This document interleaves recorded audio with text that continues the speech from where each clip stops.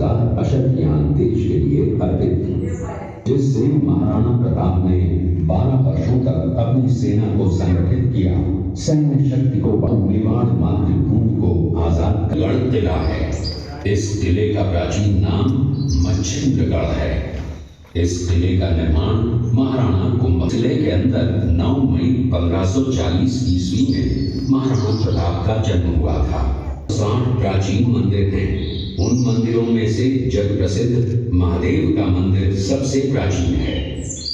कुंभलगढ़ किला यहाँ से 65 किलोमीटर की दूरी पर है।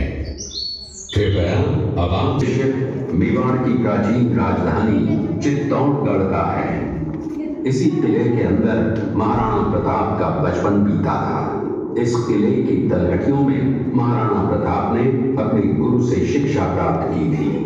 ये किला 12 वर्ग किलोमीटर में फैला हुआ है।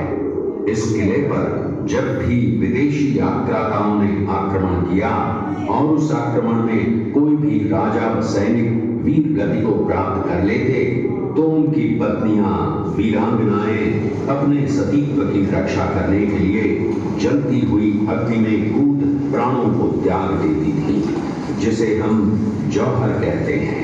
चित्तौड़गढ़ में 3 मुख्य बड़े जौहर हुए थे।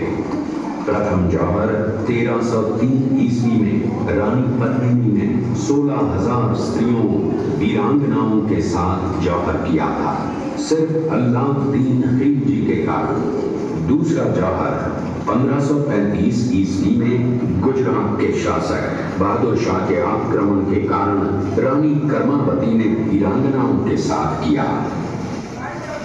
और तीसरा जौहर 1568 ईस्वी में जब आक्रमण किया, उसी समय रानी फूलकुंवरी ने 7,000 वीरांगनाओं के साथ जौहर किया।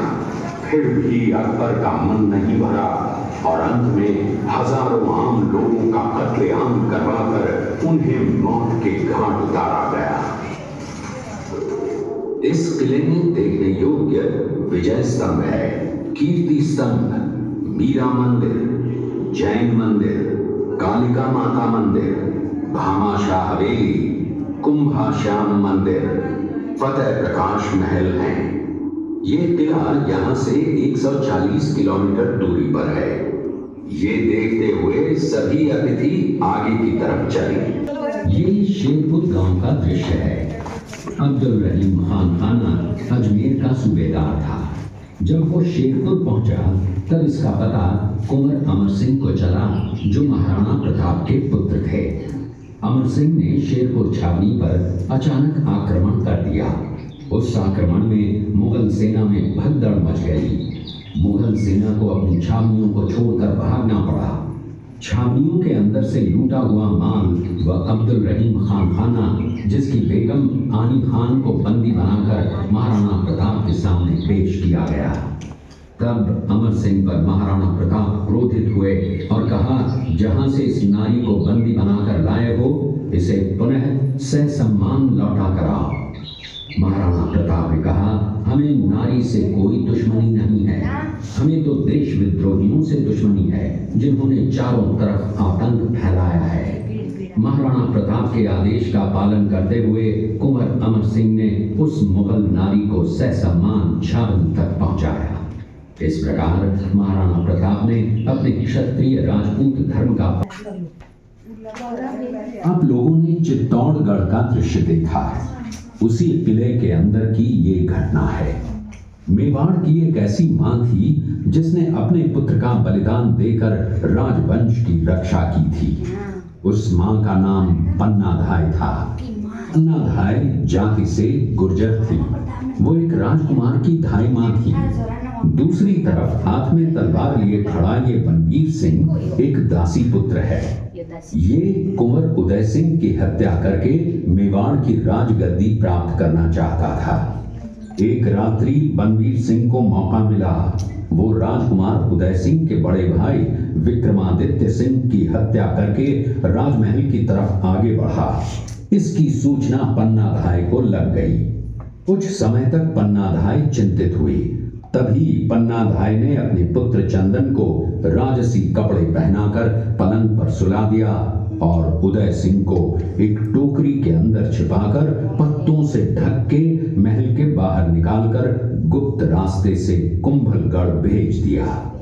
बनवीर सिंह जब तलवार लेकर राजकक्ष में आया तो उसने पन्नाधाय से कड़क आवाज में उदय सिंह के लिए पूछा तो पन्नाधाय ने चंदन की तरफ इशारा किया। बनवीर ने चंदन को उदय सिंह समझकर चंदन की हत्या कर दी और ये समझने लगा कि मैंने राजकुंवर उदय सिंह को मार दिया। वही राजकुंवर बड़े होकर राजा बने और अपने नाम का उदयपुर नगर बसाया जो यहाँ से 40 किलोमीटर दूर है। और उन्हीं के पुत्र महाराणा प्रताप हुए जिन्होंने हल्दी घाटी का युद्ध लड़ा और आज हम लोग उनका इतिहास यहाँ पर देख रहे हैं। ये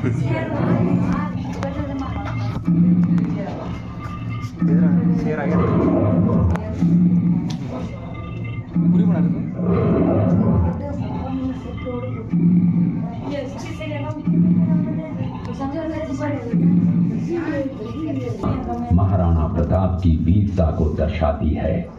एक समय नरभक्षी बाघ का आतंक छाया हुआ था। महाराणा प्रताप ने उस बाघ का शिकार कर उस बाघ को मार डाला। ये घटना महाराणा प्रताप की वीरता की प्रतीक है।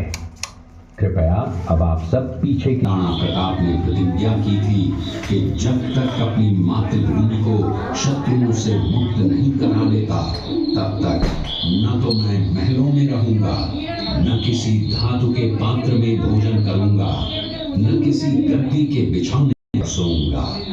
पत्ते ही भोजन के पात्र होंगे, जमीन ही बिछौना होगा। इस प्रतिज्ञा का पालन उन्होंने 21 वर्षों तक जंगलों में रहकर किया। इस दृश्य में देखिए महाराणा प्रताप वृक्ष के नीचे बैठकर पत्तों पर खाना खाते हुए। इसी कारण हम आज भी महाराणा प्रताप को श्रद्धा व सम्मान से याद करते हुए देशभक्ति की प्रेरणा प्राप्त करते हैं। ये देखते हुए सभी अतिथि आगे की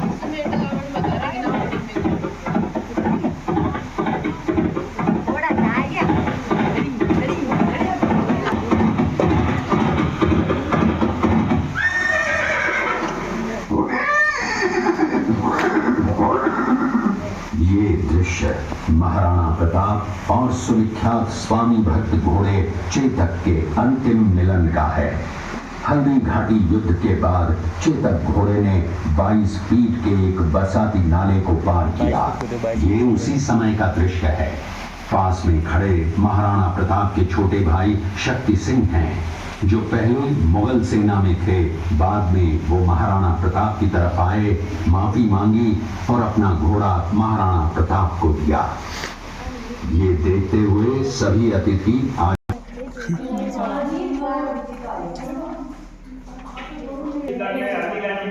और यहीं पे बलिदान दिया है। तो मेवाड़ी संस्कृति देखिए, आइए